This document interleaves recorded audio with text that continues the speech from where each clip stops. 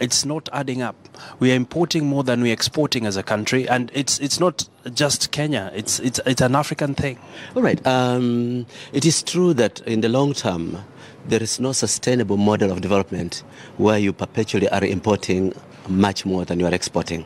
However, if the content of what you import is capital goods, machinery for enhanced domestic production, inputs into quality improvements, raw materials for your value addition for export, if you have that kind of situation, then you can say a short-term deficit is not a crisis.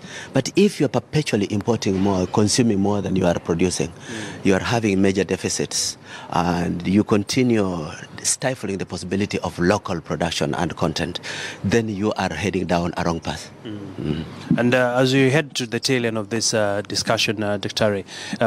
One of the areas that you also talked about in your speech today was on emissions, which come out from the ships that are ferrying this cargo. And if you look at COP21 and issues around how do we safeguard the climate, what actions are we looking at from UNCTAD?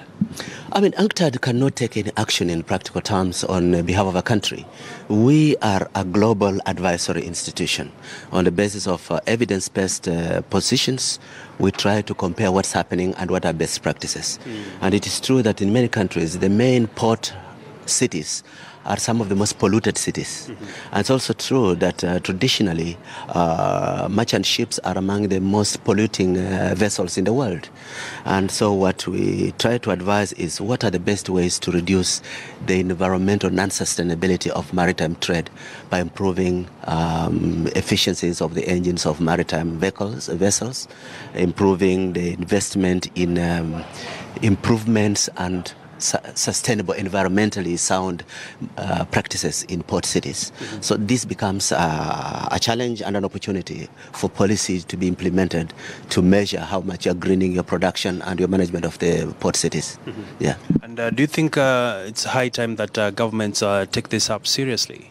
Yeah, of course, it's what we do, the resolutions, the outcomes of IME meetings and our own research work translate into policy recommendations that we bring to high-level expert group meetings, which we host in Geneva, advising different governments on improvements in policy measures and methods of measuring improvements. And we hope that the outcome of this will not just be informing the host country, but globally recommended policy positions on sustainable shipping practices. All right. And Dr. it would be unfair for me to let you go without asking you something that is happening in the country, and this is on taxation. And of course, you wear different hats. First of all, being a Kenyan and of course representing us on the global stage. But really, there's the question of accruing debt, there's the question of taxes on fuel, and the common man out there is hard pressed to the wall. All right, it's a reality that the economic conditions in the country right now are not extremely exciting. But you kind of have had this coming for some time. 2 years ago at a conference in Nairobi, I rang the alarm bells that the trends in public debt expansion in this country, not alone, but in countries including Kenya, was headed in the direction of crisis. If today the amount of money you are paying in debt service is approaching 2/3 of the total public recurrent expenditure, domestic recurrent expenditure, you are threatened by the possibility that in a few years down the line, you may pay more in debt service than in domestic recurrent expenditure. That's just one challenge. The second challenge is that you are borrowing money to pay salaries. There is no way yesterday's salaries will generate revenues that will pay the debt you're borrowing. Yeah. That means that you are exponentially growing public debt. You may suffer the discomforts of having to pay higher taxes as VAT on rental premises, on VAT, on petroleum. But the bigger picture is this. The structural deficiencies of the Kenyan system today are grounded in a bloated public debt, public service. You are structured to consume more than you can produce. Part of this, to my mind, is the size of the political bureaucracy.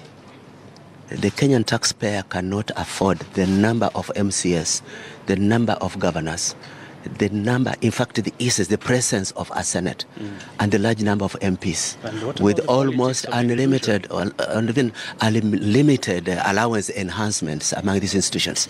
This political bureaucracy, you cannot afford it on the current producer base. So at the end of the day, whatever you may complain about now, whatever little games you may play, you'll have to sit down as a country and reduce the cost of government.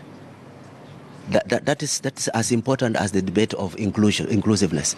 Inclusiveness does not mean creating distributions for money that you cannot afford. You don't have the money to distribute as much as you're doing. Sure. So devolution is good. The current architecture of devolution is unsustainable. The Kenyan taxpayer cannot afford it. All right. And I think the politicians had better start addressing this as a reality. Thank you. Thank you, sir. Most welcome. Always a pleasure. Merci beaucoup. Well, that is the UNCTAD Secretary General, Dr. Mukhisa Kitiyi, speaking to us on the sidelines of the IAMI conference happening here in Mombasa. And we continue